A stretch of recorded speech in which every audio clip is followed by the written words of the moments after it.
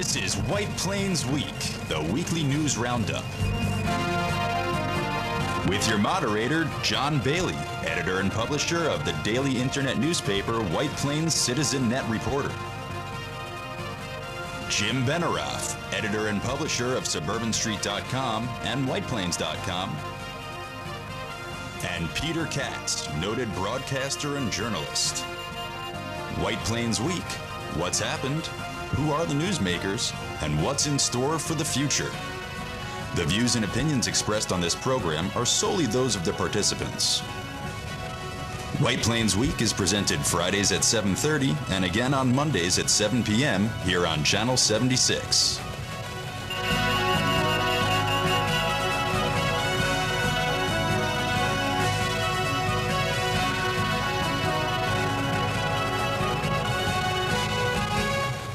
Now, White Plains Week. Good evening, Mr. and Mrs. White Plains in Westchester, and all you presidential pretenders out there. We know who you are. John Bailey, White Plains Week, the City News Roundup show, with, on my left, back from assignment, Jim Benerofe, doubling for Bernie Sanders at various appearances for a fee. And on my right, a man who needs no introduction, so I'm going to give him one. Peter Katz, the anchor for all seasons. And John, we have to let everyone know that beginning next week, White Plains Week will be replacing the NBC Nightly News with Lester Holt on Channel 4 here in New York. April Absolutely, Fools. and April Fools. April Fools. Oh, boy, you started that April Fools in quickly. Right. Well, anyway, this is April the 1st, and 2 days later than April 1st, the city will provide its April Fool's budget. Right, and we're looking forward to that one. So, here we go. Basically, let's go to the Headlines. first slide. Oh, wait, you're right. Well, that illustrates our first headline. You know, we miss you. Headlines, Jim Benerofe. Okay, and here are the headlines for April 1st, April Fool's Day. Nothing happened. Local resident running for president, Hillary Clinton, delivers strong presidential message. Says Republican candidates do not have the experience for the presidency, and she does. White Plains introduces online survey. Residents can take what they feel the trans center needs. Go to whiteplainstranscenterdistrict.com. White Plains set to approve overhaul of taxi business Monday. Includes a hailing district encompassing the downtown. Restricts taxis to medallion cabs and installs taxi meters. Westchester County Board of Legislators extends deadline for standard amusements negotiations through April. Negotiations with standard amusements next. Governor Cuomo gets a budget deal last night.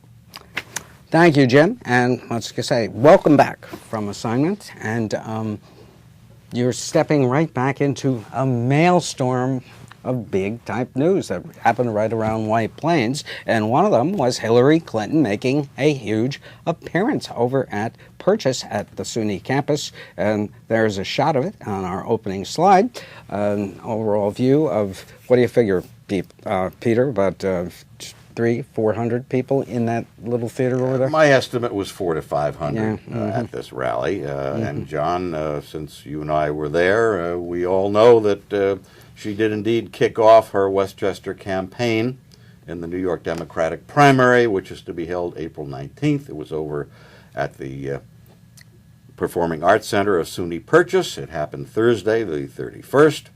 And at one time, there was no doubt that the former First Lady, Senator from New York, and Secretary of State would win handily in New York.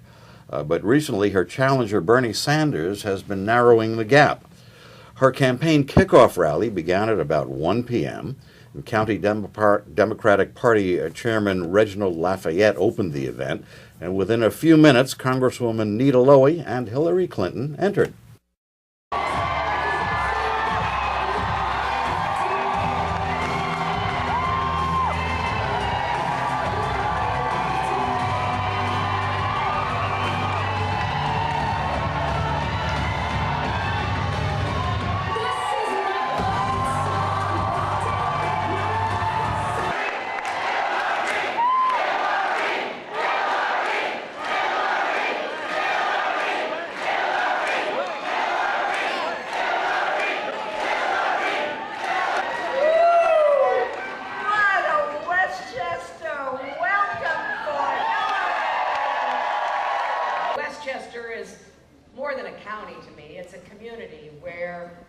Bill and I and Chelsea moved back in 1999, and I have to tell you, it has been the most welcoming experience I could imagine.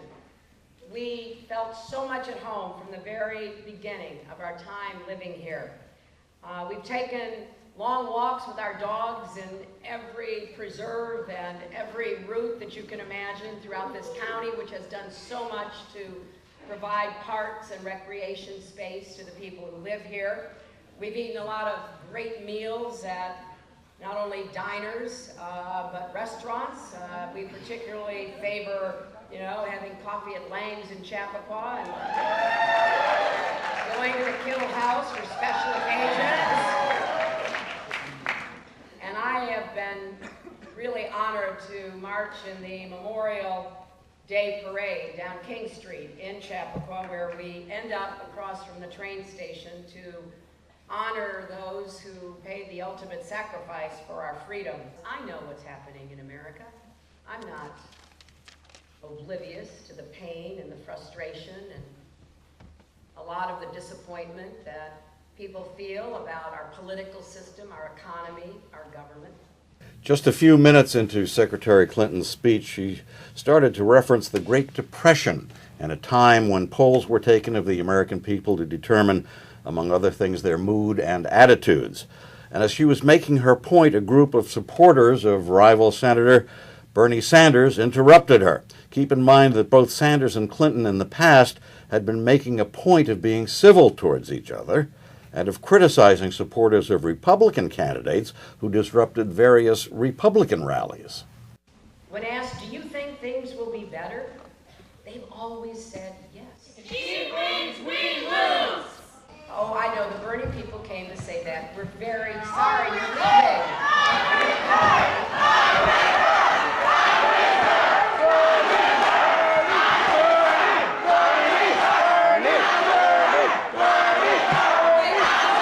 Can I just say this? As they're leaving, I want to say I have earned 9 million votes in this election.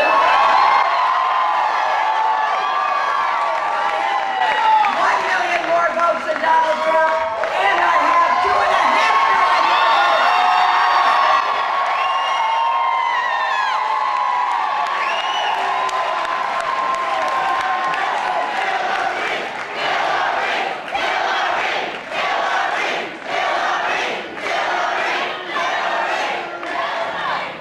Here's what I regret. What I regret is they don't want to listen to anybody else. Is they don't want to hear the contrast between my experience, my plans, my vision, what I know I can get done, and what my opponent is promising. I'll give you one example. He goes around telling young people he's going to give them free college. Well, I wish it were so. But you go and read the fine print, which everybody should do anytime somebody makes a promise about something being free. And it basically says, yeah, it'll be free if the governors of America put in about $28 billion. Now, Secretary Clinton was as direct in criticizing Bernie Sanders' free college proposal as she was in taking to task the Republicans for some of the things they've said and proposed and tried to undo. And there was no equivocation when she mentioned the leading Republican presidential candidate, Donald Trump. She was even blunt in reminding people about her own failure to get affordable health care enacted, which she attempted to do when she was the First Lady. You see, I am not going to ask you and your tax dollars to pay to send for free people from wealthy families. If wealthy families can pay for it, I think they should. I do not believe we should be paying for free college for Donald Trump's grandkids. I want to defend the Affordable Care Act because,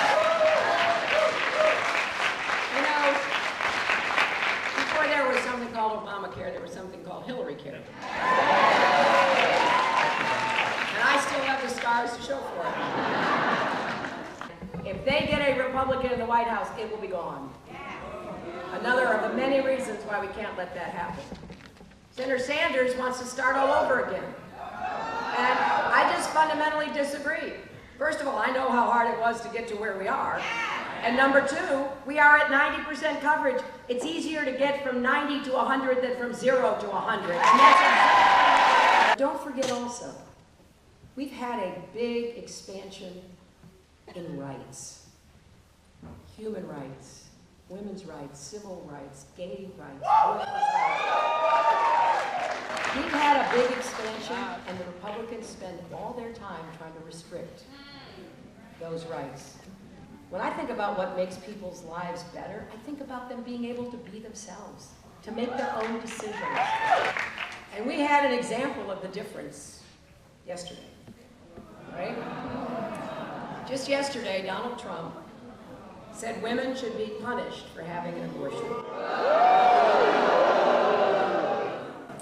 He then tried to distance himself once that kind of reaction came out from his outrageous comments, but we all heard them. You know, one of my favorite Americans, Maya Angelou, said, when someone shows you who they are, believe them.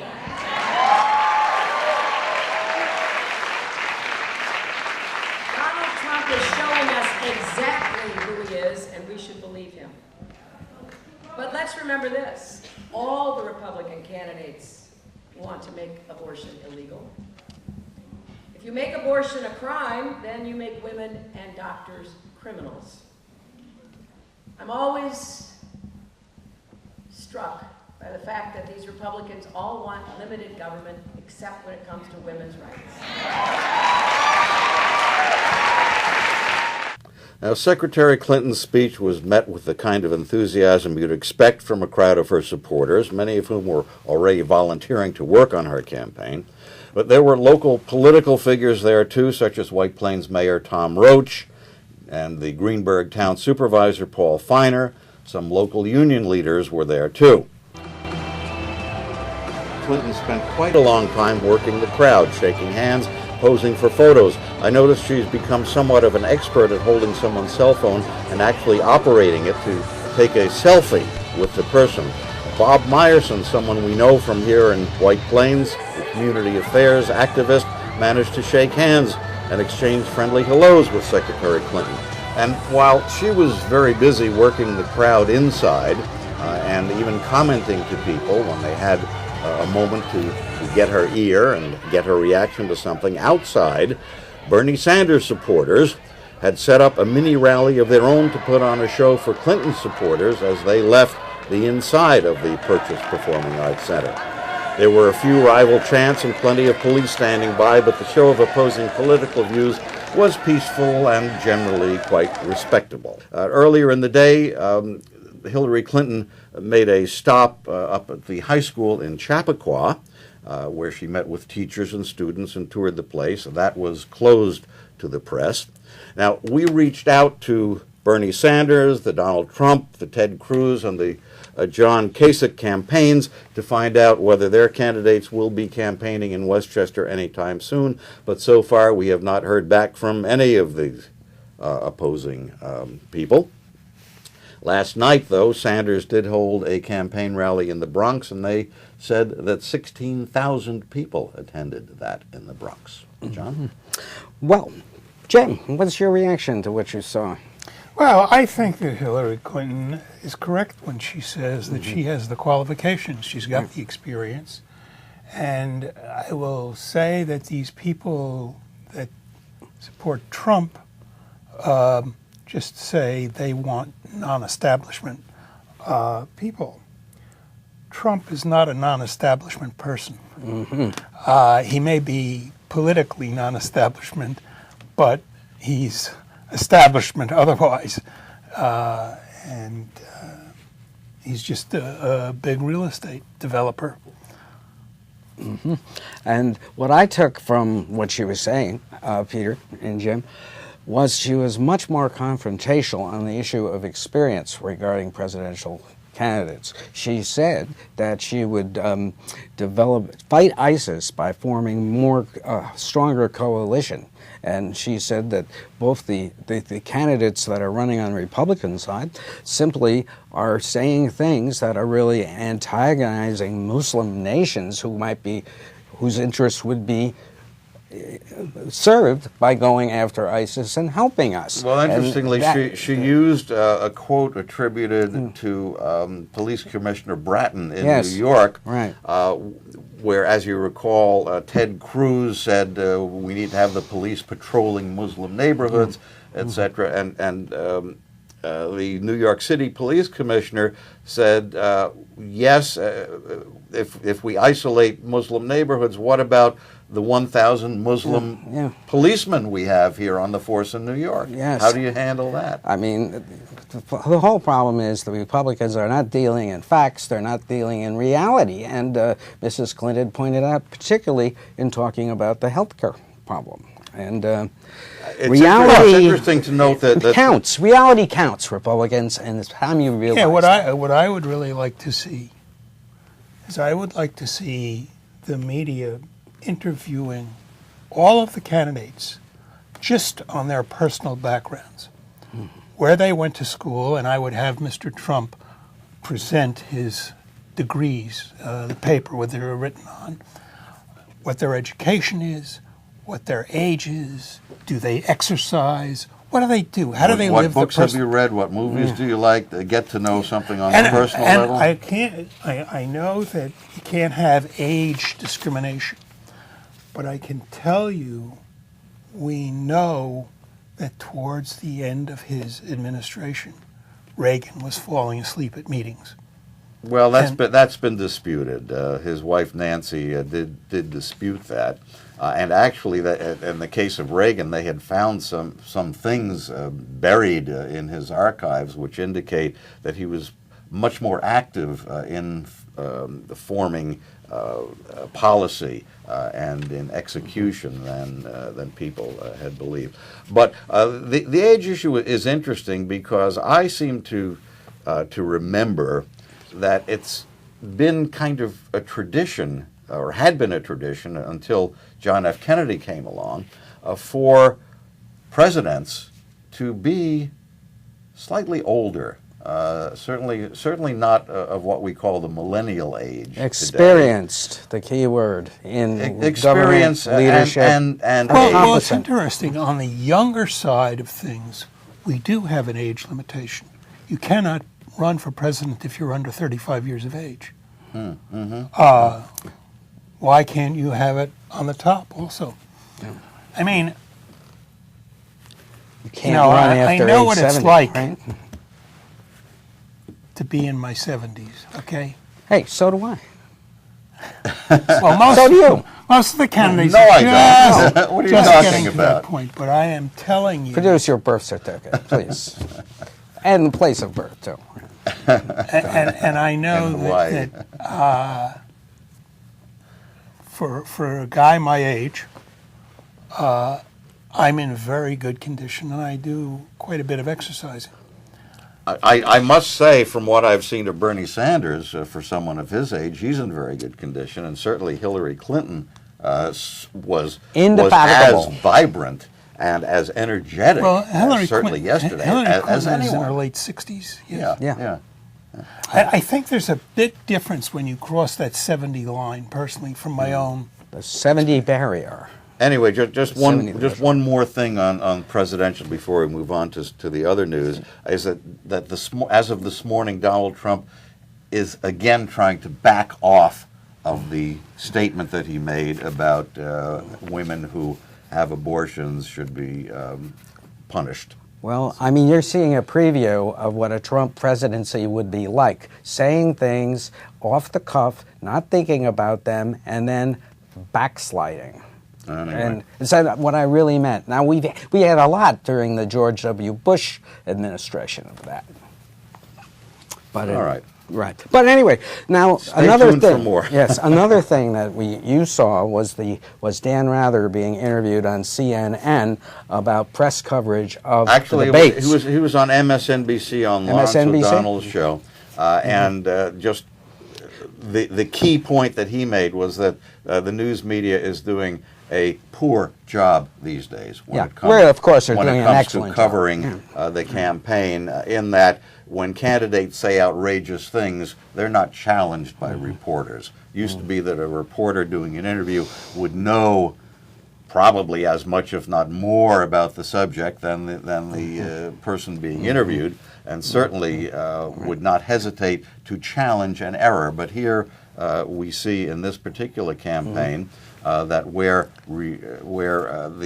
a candidate will make a statement which is untrue, there's no challenge on the part of the news media. Well, Or you've very seen a little lot. challenge. You've seen a lot of these debates. Would you agree with Dan on that?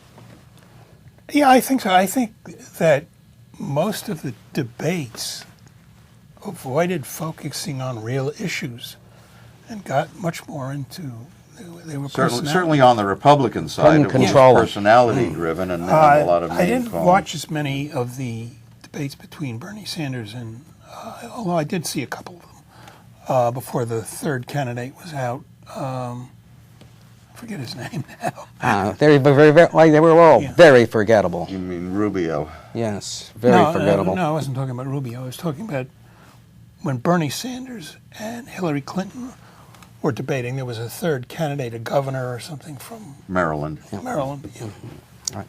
But be that as it may, these debates have set debate back, way back. Socrates would be appalled. Now, we have a lot to cover in the last few minutes of the show. The question of the shocker of the week is that White Plains is being asked online to give their opinions of what should be done at the Trans Center as part of a survey being conducted by Price Brinkerhoff. Where I always Parson Brinkerhoff. I always want to say Hans Brinkerhoff, but I'm ahead on that. And the question is, which of these improvements would you most impact your transit experience? Now, I've taken it and I checked number 2. I only checked 1 because if you check them all, then they say the public really wants all of these things. Mm-hmm. It's sort of a self-fulfilling prophecy. And but you can take this at wptransitdistrict.com. That's where you have to go. wptransitdistrict.com. But you have till April the 10th. You have April 10th. So that means how many more key questions can they put out between the time when this survey is supposed to be done? Would you say that it's reasonable to assume that the public would want all of those things? Absolutely. It would be reasonable. This does not take a lot of talent. Critics will say this whole study is being done just to validate whatever it is who could they be? The powers that be want to do. Who could those critics be? I don't know. I have no idea. And now, the next interesting story of the week is this week they are going to pass a new taxi ordinance, and what part of it will be you're going to have to paint your taxis white. So this is going to be on the agenda when the Common Council meets on Monday. But also it completely revamps to install taxi meters. Let's just ruffle So through instead of these having slides. fare zones, they'll go Yeah. to a meter system Yeah. the way they have in New York City. Those are the new fees for if you want to be in the taxi business, this Right. is what you have to come up with in the way of money. And next, we have the violations that will be fined if you don't comply, and that, of course, probably includes anybody from Uber trying to pick somebody up illegally in White Plains, because you have to have a taxi cab medallion in White Plains. Now, will Uber buy medallions? Well, I don't know, John. That's a very controversial issue because in New York City they have a medallion system, and yet Uber operates quite successfully in New York City and other cities also. Well, the other question I would have is, what happens if somebody is coming by taxi to White Plains? Let's even say from New York City. Now, does the taxi driver have to stop at the border? Well, but traditionally, an incoming cab from, say, New York City could drop off someone here, but could not pick up another fare here.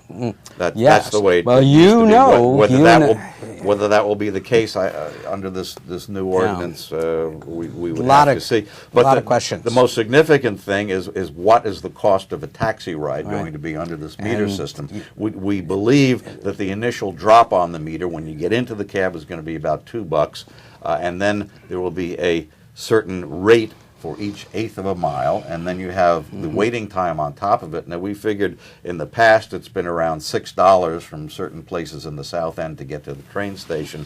Once you go to this system, we have a hunch that it might double that. That might double. But that's just a hunch. But we'll find all about it on a press release the city is supposed to put out on this on Monday, and the city will also be introducing their new budget for 2016-2017 Monday evening at the Common Council, and the we look forward to sales that tax one. revenues came in. It showed that the county was down, but White Plains is doing okay. Yeah. Now, this week, the Journal News noted that the county overestimated their sales tax take this last year by $27 million. Now, that means they thought they were going to get $27 million more than they actually got. So projections count, ladies and gentlemen. Well, they do a bit. Yes. In White Plains this week, there was a rally by union members of the Communication Workers of America in front of the Verizon building. They are in contract negotiations. Interestingly, Mayor Roach spoke at this union rally as these union people who were trying to convince Verizon that they should get more money and a better deal out of Verizon. Did he support them?